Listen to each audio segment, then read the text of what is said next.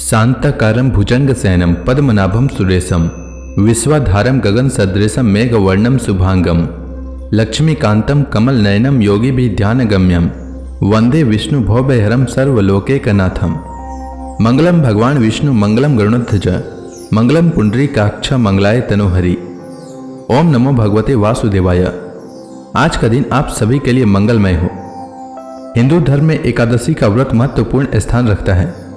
माघ शुक्ल पक्ष की एकादशी को जया एकादशी कहते हैं। यह एकादशी बहुत ही पुण्यदायी है।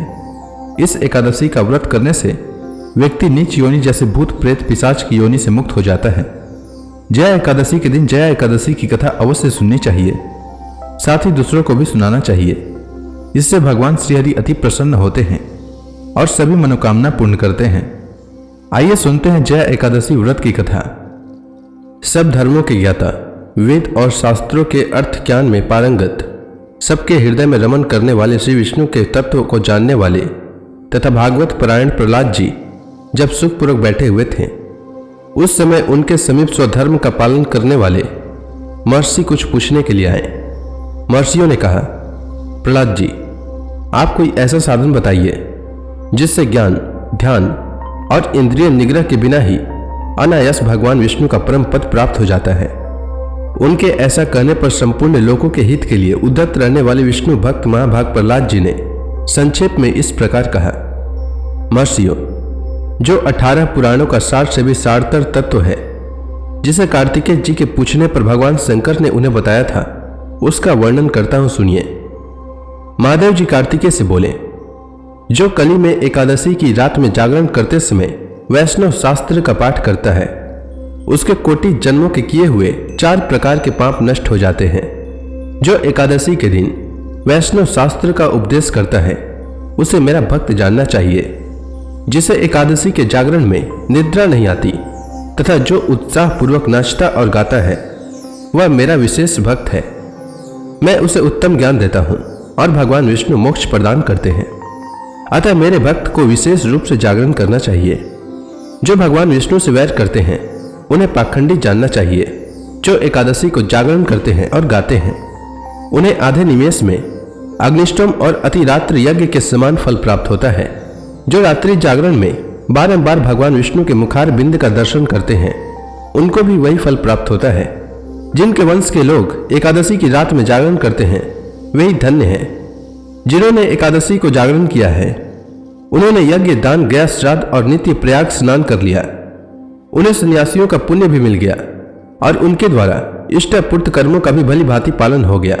षडानन, भगवान विष्णु के भक्त जागरण सहित एकादशी व्रत करते हैं, इसलिए वे सदा ही मुझे विशेष प्रिय हैं। जिसने वर्धनी एकादशी की रात में जागरण किया है, उसने पुनः प्राप्त होने वाले शरीर को स्वयं ही भस्म कर दिया। जो एकादशी की रात को जागरण करता है, वह भगवान विष्णु के स्वरूप में लीन हो जाता है। जिसने हरि बोधनी एकादशी की रात में जागरण किया है, उसके स्थूल सूक्ष्म सभी पाप नष्ट हो जाते हैं। जो एकादशी की रात में जागरण तथा ताल स्वर के साथ संगीत का आयोजन करता है, उसे महान पुण्य की प्राप्ति होती है। जो एकादशी के दिन ऋषियों द्वारा बनाए हुए दिव्य स्तोत्रों से, ऋग्वेद, यजुर्वेद तथा सामवेद के वैष्णव मंत्रों से, संस्कृत और प्राकृत के अन्य स्तोत्रों से व गीत वाद्य आदि के द्वारा भगवान विष्णु को संतुष्ट करता है, उसे भगवान विष्णु भी परमानंद प्रदान करते हैं। जो एकादशी की रात में भगवान विष्णु के आगे वैष्णव भक्तों के समीप गीता और विष्णु सहस्त्र नाम का पाठ करता है, वह उस परम धाम में जाता है जहाँ साक्षात भगवान नारायण विराजमान है। पुण्य में भागवत तथा स्कंद पुराण भगवान विष्णु को प्रिय है। मथुरा और व्रज में भगवान विष्णु के बाल चरित्र का जो वर्णन किया गया है, उसे जो एकादशी की रात में भगवान केशव का पूजन करके पढ़ता है, उसका पुण्य कितना है यह मैं नहीं जानता, कदाचित भगवान विष्णु जानते हो। बेटा, भगवान के समीप गीत, नृत्य और स्तोत्र पाठ आदि से जो फल होता है, वही कली में श्रीहरि के समीप जागरण करते समय विष्णु सहस्त्र नाम, गीता तथा श्रीमद् भागवत का पाठ करने से सहस्त्र गुना होकर मिलता है। जो श्रीहरि के समीप जागरण करते समय रात में दीपक जलाता है, उसका पुण्य 100 कल्पों में भी नष्ट नहीं होता। जो जागरण काल में मंजरी सहित तुलसी दल से भक्ति पूर्वक श्रीहरि का पूजन करता है, उसका पुनः इस संसार में जन्म नहीं होता। स्नान, चंदन, लेप, धूप, दीप, नैवेद्य और तांबुल, यह सब जागरण काल में भगवान को समर्पित किया जाए तो उससे अक्षय पुण्य होता है। कार्तिकेय, जो भक्त मेरा ध्यान करना चाहता है वह एकादशी की रात्रि में श्रीहरि के समीप भक्ति पूर्वक जागरण करे। एकादशी के दिन जो लोग जागरण करते हैं उनके शरीर में इंद्र आदि देवता आकर स्थित हो जाते हैं। जो जागरण काल में महाभारत का पाठ करते हैं वे उस परम धाम में जाते हैं जहां सन्यासी महात्मा जाया करते हैं। जो उस समय श्री रामचंद्र जी का चरित्र 10 कंठ वध पढ़ते हैं वे योग वेताओं की गति को प्राप्त होते हैं।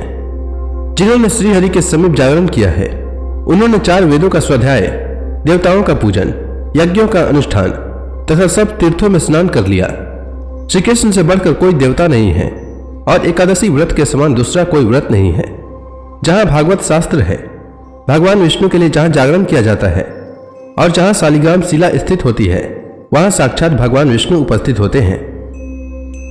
जय एकादशी की कथा के अनुसार एक बार महाराज युधिष्ठिर भगवान श्री कृष्ण से कहते हैं, हे भगवान, अब कृपा कर आप मुझे माघ माह के शुक्ल पक्ष की एकादशी के संबंध में विस्तार पूर्वक बताएं। शुक्ल पक्ष की एकादशी में किस देवता का पूजन किया जाता है तथा इस एकादशी के व्रत की क्या कथा है, उसके करने से किस फल की प्राप्ति होती है। भगवान श्री कृष्ण ने कहा, हे युधिष्ठिर, माघ माह के शुक्ल पक्ष की एकादशी को जया एकादशी कहते हैं। इस एकादशी के उपवास से मनुष्य भूत प्रेत पिशाच आदि की योनि से छूट जाता है। अतः इस एकादशी के उपवास को विधि अनुसार करना चाहिए। अब मैं तुम्हें जया एकादशी के व्रत की कथा सुनाता हूं, तुम ध्यान पूर्वक श्रवण करो। एक बार देवताओं के राजा इंद्र नंदन वन में भ्रमण कर रहे थे। चारों तरफ किसी उत्सव का सा माहौल था।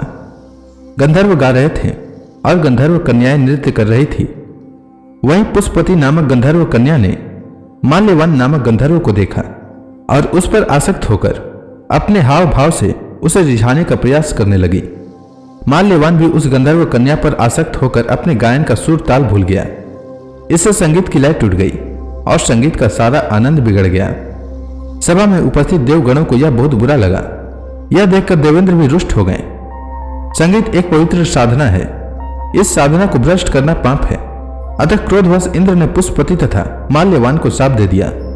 देवेंद्र ने कहा, संगीत की साधना को अपवित्र करने वाले माल्यवान और पुष्पवती, तुमने देवी सरस्वती का घोर अपमान किया है, अतः तुम्हें मृत्यु लोक में जाना होगा। गुरुजनों की सभा में असंयम और लज्जाजनक प्रदर्शन करके तुमने गुरुजनों का भी अपमान किया है, इसलिए इंद्रलोक में अब तुम्हारा रहना वर्जित है। अब तुम अधम पिशाच असंयमी का सजीवन बिताओगे। देवेंद्र का शाप सुनकर वे अत्यंत दुखी हुए और हिमालय पर्वत पर पिशाच योनि में दुख पूर्वक जीवन यापन करने लगे। उन्हें गंध रस स्पर्श आदि का तनिक भी बोध नहीं था। वहीं उन्हें असहनीय दुख सहने पड़ रहे थे। रात दिन में उन्हें एक क्षण के लिए भी नींद नहीं आती थी। उस स्थान का वातावरण अत्यंत शीतल था, जिसके कारण उनके रोए खड़े हो जाते थे, हाथ पैर सून पड़ जाते थे, दांत बजने लगते थे। एक दिन उस पिशाच ने अपनी स्त्री से कहा, न मालूम हमने पिछले जन्म में कौन सा पाप किए हैं जिसके कारण हमें इतनी दुखदायी यह पिशाच योनि प्राप्त हुई है। पिशाच योनि से नरक के दुख सहना कहीं ज्यादा उत्तम है। इसी प्रकार के अनेक विचारों को कहते हुए अपने दिन व्यतीत करने लगे। भगवान की कृपा से एक बार माघ माह के शुक्ल पक्ष की जया एकादशी के दिन इन दोनों ने कुछ भी भोजन नहीं किया और न ही कोई पाप कर्म किया। उस दिन मात्र फल फूल खाकर ही दिन व्यतीत किया और महान दुख के साथ पीपल के वृक्ष के नीचे विश्राम करने लगे। उस दिन सूर्य भगवान अस्तांचल को जा रहे थे। वह रात इन दोनों ने एक दूसरे से सटकर बड़ी कठिनता से काटी। दूसरे दिन प्रातः काल होते ही प्रभु की कृपा से इनकी पिशाच योनि से मुक्ति हो गई और पुनः अपनी अत्यंत सुंदर अप्सरा और गंधर्व की देह धारण करके तथा सुंदर वस्त्रों तथा आभूषणों से अलंकृत होकर दोनों स्वर्ग लोक को चले गए। उस समय आकाश में देवगण तथा गंधर्व इनकी स्तुति करने लगे। नागलोक में जाकर इन दोनों ने देवेंद्र को दंडवत किया। देवेंद्र को भी उन्हें उनके इस रूप को देखकर महान विस्मय हुआ और उन्होंने पूछा, तुम्हें पिशाच योनि से किस प्रकार मुक्ति मिली, उसका पूरा वृतांत मुझे बताओ।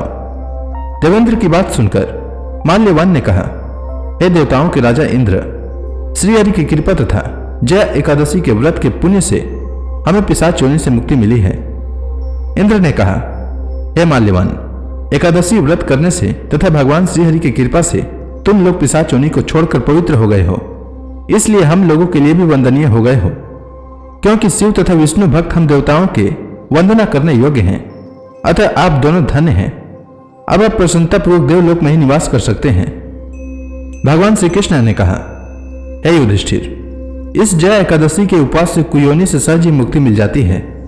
जो मनुष्य इस एकादशी का व्रत कर लेता है उसने मानो सभी तप, यज्ञ और दान कर लिए हैं। जो मनुष्य श्रद्धापूर्वक जया एकादशी का व्रत करते हैं वे अवश्य ही सहस्त्र वर्ष तक स्वर्ग में वास करते हैं। अब आइए जानते हैं जया एकादशी के शुभ मुहूर्त के बारे में। तो जया एकादशी का आरंभ 31 जनवरी 2023 को सुबह 11:53 से होगा और जया एकादशी का समापन 1 फरवरी 2023 को दोपहर 2:01 तक होगा। जया एकादशी का व्रत 1 फरवरी बुधवार के दिन पड़ रही है। 1 फरवरी को सूर्योदय का समय सुबह 7:10 रहेगा और सूर्यास्त शाम 6 बजे होगा। एकादशी व्रत पारण का समय 2 फरवरी 2023 को सुबह 7:09 से सुबह 9:19 तक रहेगा। आपको इसी समय व्रत का पारण करना चाहिए। पारण तिथि के दिन द्वादशी 2 फरवरी को शाम 4:26 तक समाप्त होगा। जया एकादशी के दिन प्रातःकाल सूर्योदय से पूर्व उठकर स्नान करें और श्रीहरि के व्रत एवं पूजा का संकल्प लें। व्रती को श्रीहरि की मूर्ति को ओम नमो भगवते वासुदेवाय मंत्र का उच्चारण करते हुए स्नान आदि करवाकर वस्त्र, चंदन, जनेऊ, सुगंध, पुष्प, धूप, दीप, तुलसी दल, नैवेद्य, ऋतुफल, पान, नारियल आदि अर्पित करके कपूर से आरती उतारनी चाहिए। उसके बाद जया एकादशी की कथा पढ़ना या सुनना चाहिए। अंत में श्रीहरि एवं माता लक्ष्मी की आरती उतारनी चाहिए। इसके अलावा साथ ही जया एकादशी के दिन विष्णु सहस्त्र नाम का पाठ करें, गरीबों को दान करें। इससे पुण्य की प्राप्ति होती है और श्री विष्णु की कृपा प्राप्त होती है। जया एकादशी के अगले दिन शुभ मुहूर्त में व्रत का पारण करें। पारण का भोजन सात्विक रखें, उसमें प्याज लहसुन का प्रयोग बिल्कुल भी न करें। पारण के भोजन में चावल को जरूर शामिल करें। कहते हैं एकादशी के दिन चावल खाने से प्राणी रेंगने वाले जीव की योनि में जन्म पाता है, लेकिन द्वादशी को चावल खाकर व्रत का पारण करने से इस योनि से मुक्ति भी मिल जाती है। इसके अलावा आंवले के पेड़ पर भगवान विष्णु का वास होता है, इसलिए आंवले का भी विशेष महत्व होता है। एकादशी व्रत का पारण आंवला खाकर करने से अखंड सौभाग्य, आरोग्य और संतान सुख की प्राप्ति होती है। उम्मीद है आपको जया एकादशी की कथा और उससे जुड़ी जानकारी अच्छी लगी होगी। अगर आपको यह वीडियो अच्छी लगी हो तो इस वीडियो को लाइक करें, साथ ही अपने दोस्तों में शेयर करें और कमेंट सेक्शन में ओम नमो भगवते वासुदेवाय लिखना न भूलें। धन्यवाद।